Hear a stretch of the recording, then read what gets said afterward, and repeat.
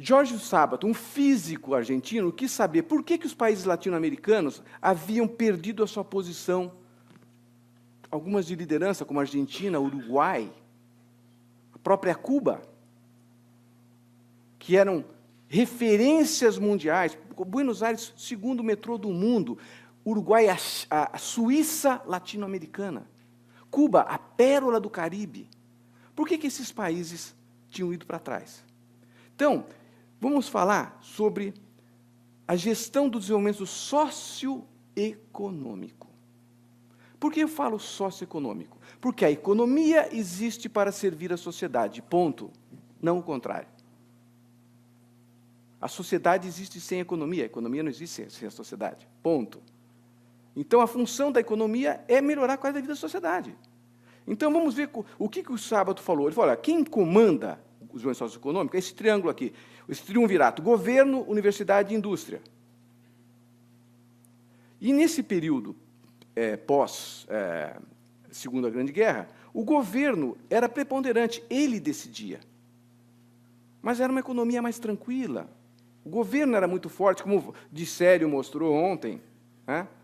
E outros mostraram, abordaram o mesmo ponto. Só que este modelo estático do Triângulo de Sábato foi questionado pelo Etzkovix e o Leidersdorf, quando eles criaram, não é tão estático, não, é dinâmico, é uma hélice das mesmas partes, que vão ter que trabalhar muito próximas, porque a coisa está ficando mais rápida. Em 96 já havia internet, globalização. Senão ela não acompanha o desenvolvimento do mundo. Mas isso foi, na verdade, questionado mais ainda em 2006, a própria tríplice hélice, porque o sistema se tornou tão dinâmico que, quando você tirava uma foto dos três membros do comando, o sistema produtivo passou a comandar. Os sistemas produtivos, a economia, ela patrocinava a pesquisa, criava novos produtos que o governo tinha que regulamentar. Então, o governo do grande mentor passou a ser o último a saber da história.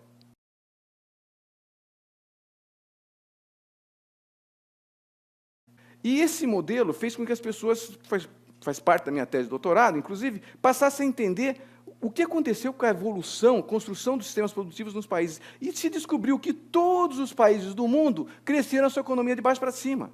Todos. Todos começaram explorando seus recursos naturais. E foram desenvolvendo as suas atividades até chegar na área de serviços de informação. E aí, um outro ponto interessante é que começou a se questionar, isso eu levantei na minha tese de doutorado, o conceito de matriz econômica. Como se distribui a atividade econômica de um país? Como é que ela está distribuída? Em que partes está? E a gente descobre algumas coisas interessantes. As velocidades evolutivas. Por exemplo, as atividades relacionadas mais à base da pirâmide, próximas ao eixo, aos recursos naturais, são atividades econômicas de baixa velocidade evolutiva, enquanto as atividades lá de cima são de alta velocidade evolutiva. O que faz com que países que têm a sua economia centrada aqui embaixo não precisem de educação. E os países que têm sua atividade econômica, ou uma boa parte dela na parte de cima, demandem educação.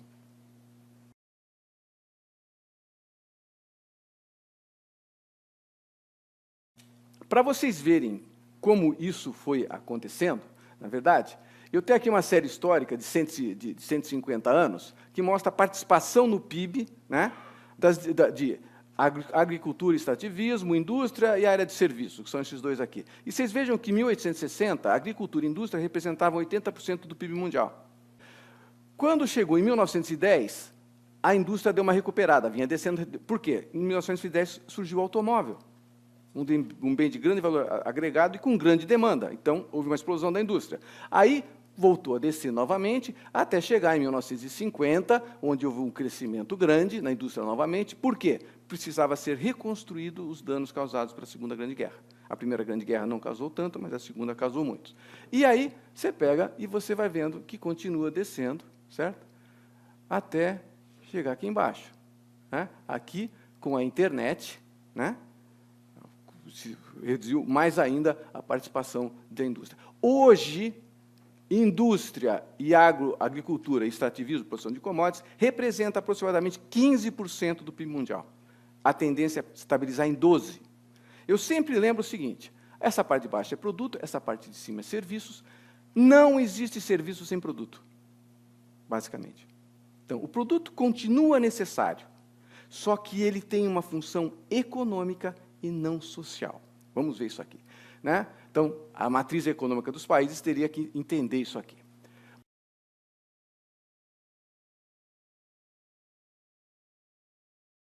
Para vocês perceberem o que efetivamente aconteceu, na mesma semana, em 2012, 2 empresas foram vendidas. Na mesma semana. O Facebook comprou a Instagram e a Audi comprou a Ducati.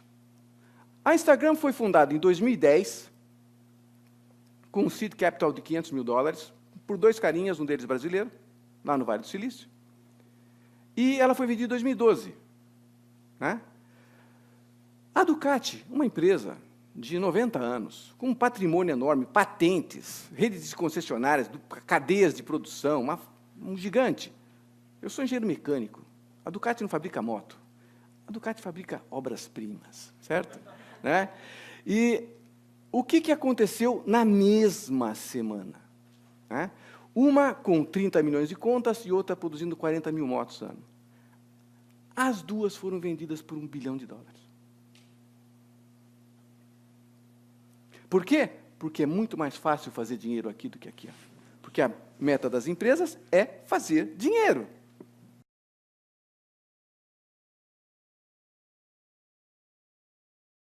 Sabendo que todos os países se desenvolveram daqui para cá, eu quero me ater mais ao último quadro, eu vou fazer uma avaliação do desempenho socioeconômico das atividades econômicas de um país. E vou começar nos séculos 19 e 20. Tá? Eu vou ver como que essas atividades geram renda, qual a capacidade delas distribuírem renda e quanto eu preciso investir para gerar um posto de trabalho em cada uma delas. Tá bom? Vamos lá. Então, tem aqui extrativismo, commodities, infraestrutura, bens de capital, indústria, comercialização, serviços e informação. Então, aqui as nossas atividades que compõem a matriz econômica dos diversos países. Então, geração de renda. No século XIX e XX, a grande renda era gerada aqui embaixo, extrativismo, commodities, certo? Construção de infraestrutura, bens de capital, era isso aqui. Serviços de informação era quase irrelevante. Vocês viram lá, era apenas 20% do PIB mundial. Qual era a escolaridade média requerida? Nenhuma no extrativismo e produção de commodities, a média, porque você tinha um engenheiro e um bando de boias frias, né? O pessoal com picaretas e pás, e já uma certa escolaridade média requerida, claro, obviamente, na parte de serviços de informação. Estou falando de escolaridade média. Tá? Qual era a remuneração média? Ela crescia até a parte industrial e descia para cá. Por quê? Os grandes salários do mundo eram os presidentes de empresa. Décadas de 50, 60, até os grandes salários do mundo estavam nessa área.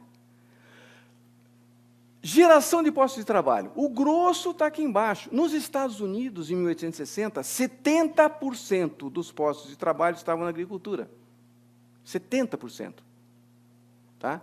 E aqui, muito pouca coisa. Como é que eu calculo a capacidade de distribuição de renda? Basicamente, a remuneração pela geração de postos de trabalho, certo? É assim que eu distribuo renda. Então, o que é que acontece? A grande capacidade de distribuição de renda estava nas atividades do lado esquerdo desse quadro. E aqui se distribuía muito pouco. E quanto custava investir? Né? O investimento era muito baixo nessa parte de baixo. Basicamente, como o Dissério falou, os settlements, você chegava, se instalava no lugar, a conquista do oeste americano, 1900. Você se instalava no lugar e começava a explorar a terra, investimento zero. Bastava coragem, saúde e estar disposto a matar um índio ou outro, ponto. Né? Agora, quanto custava cada posto de trabalho gerado?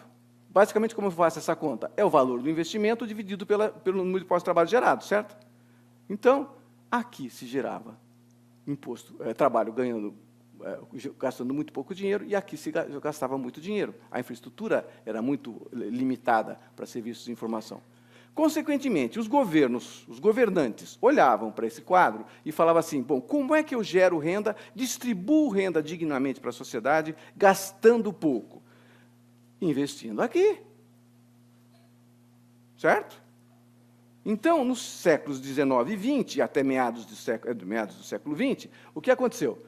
Todos os países tinham suas matrizes econômicas focadas na parte de baixo. Agora, o que aconteceu no século XXI? No século XXI, a geração de renda mudou de lado. A geração de renda está em serviço. O que aconteceu com a escolaridade média requerida? Putz, aumentou. Né? Por que aumentou aqui embaixo? Porque com a automação, mecanização, toda a base da pirâmide organizacional das empresas foi demitida, não existe mais boia fria. O Carajás não tem mais o pessoal lá, com picareta, essas coisas. Não existe, hoje é tudo mecanizado. Então, o nível médio subiu. A remuneração média também subiu, mas veio mais para o lado de cá. Os grandes salários do mundo hoje estão na área de entretenimento e informação. Certo? Geração de postos de trabalho. Mudou tudo. Quanto que era mesmo a participação da agricultura na geração de postos de trabalho nos Estados Unidos? Em 1960? 70%? Quanto é hoje? Menos de 1%. A agricultura não gera emprego. Né? Foi falado isso, inclusive, aqui. Capacidade de distribuição de renda mudou de lado, obviamente. Remuneração média e geração de postos de trabalho mudou de lado a capacidade de distribuição de renda. E o valor do investimento? Putz, subiu absurdamente. Existe alguma empresa pequena no mundo na área extrativista? Só tem gigante. Porque as demandas são gigantescas, não só na parte de investimentos, como também o valor de terra, como também na parte de garantias, né, de licenças ambientais e coisas desse tipo. Consequentemente, investimento para o posto de trabalho, putz, explodiu. Eu fiz um estudo, só para vocês terem uma ideia, na área de extrativista, um posto de trabalho pode custar,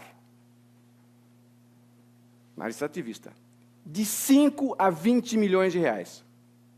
Um posto de trabalho. Na indústria, é uma área onde eu transito muito como consultor, a última empresa que eu dei consultoria, que fez um investimento no Brasil de 250 milhões de reais, gerou 200 empregos. 1.250.000 reais por posto de trabalho. Né? Então, agora, na área de serviços, putz, com qualquer 5 mil reais já está empregando gente.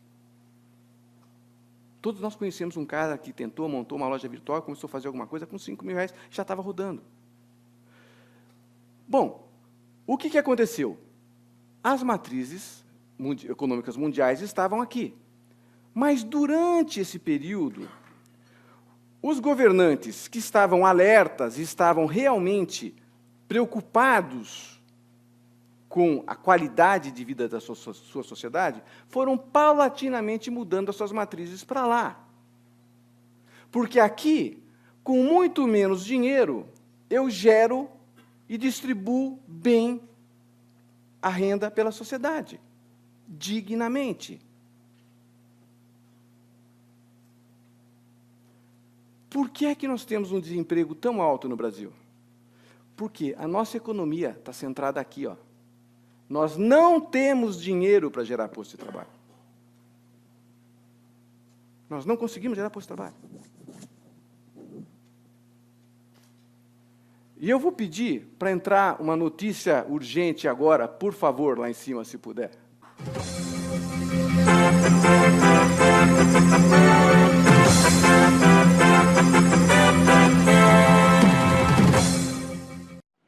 Tendo a metade da frota de automóveis movida a óleo diesel, os combustíveis fósseis estão com seus dias contados na União Europeia.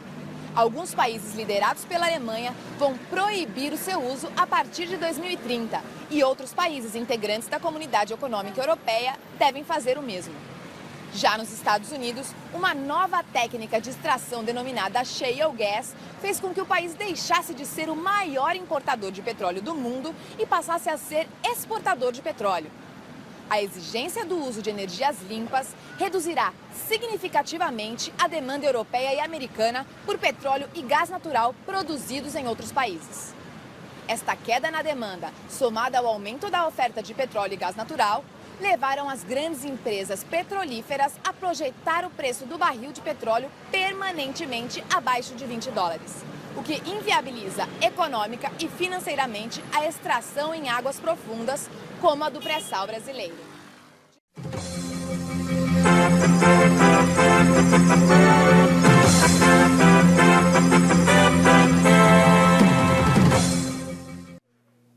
Só para terminar, né? Só volta para o meu quadro um pouquinho, por favor, aqui só.